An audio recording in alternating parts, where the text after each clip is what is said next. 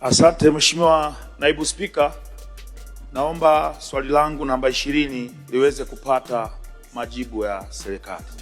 Mheshimiwa Naibu Waziri, majibu. Asante sana Mheshimiwa Naibu Spika.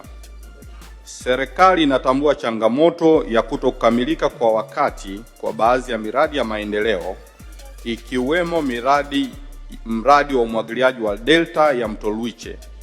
Mradi wa Luiche wenye jumla ya thamani ya shilingi bilioni 65.16 unajumuisha ujenzi wa bwawa na miundombinu ya mashambani.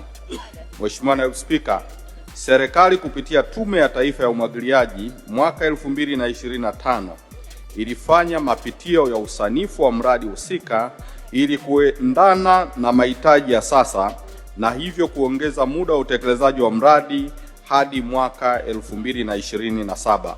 Baada ya mapitio hayo, mradi umeanza utekelezaji wake.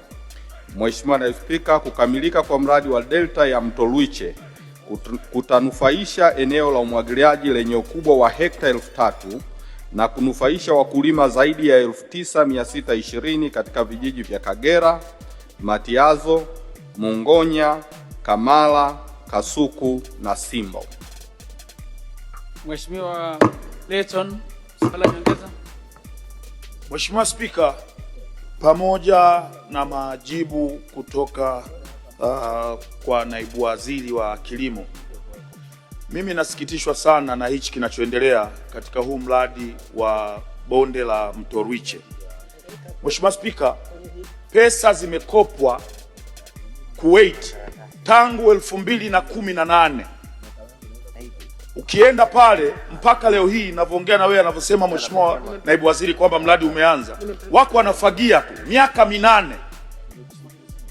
miaka minane tangu tumekopa hela mpaka leo hii wako wanafagia tu, wanasema wanafanya wanakusanya vifaa.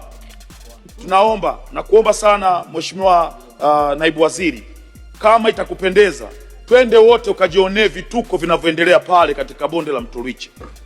Pesa tumekopa, tumechukua Kuwait. Swali langu la nyongeza, Mheshimiwa Naibu Spika, naomba serikali tufunge nayo safari kwenda kwenye bonde la Mto Luiche, wakaone kwa macho, waache kuhadisiwa maneno ya kuhadisiwa. Twende naye Naibu Waziri aende pale tukaone kwa macho yake nini kinachoendelea pale katika bonde la Mto Luiche.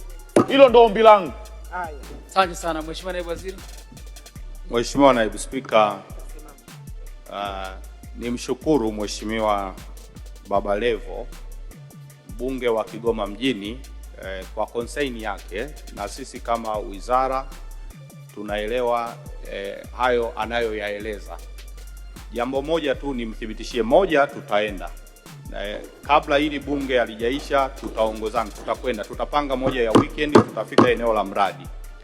Lakini kwa kifupi tu nieleze kwamba kwa nini mradi huo umechelewa. Ni kwamba hiyo anayoeleza ni kwamba changamoto ilikuwa ni upatikanaji wa fedha, na ndio maana Tume ya Umwagiliaji mwaka 2025 ilifanya mapitio upya ya huu mradi, na sasa hivi mradi huu tunautekeleza sisi wenyewe kupitia fedha za ndani. Na ninavyozungumza hivi sasa hivi ni kwamba kuna kama bilioni 8.89 ambazo tutazitoa kwa mkandarasi kama sehemu ya malipo mengine ya awali ili kuhakikisha kwamba mradi huu unaenda kwa wakati, na matarajio yetu kabla ya mwaka 2030 mradi huu utakuwa umekamilika.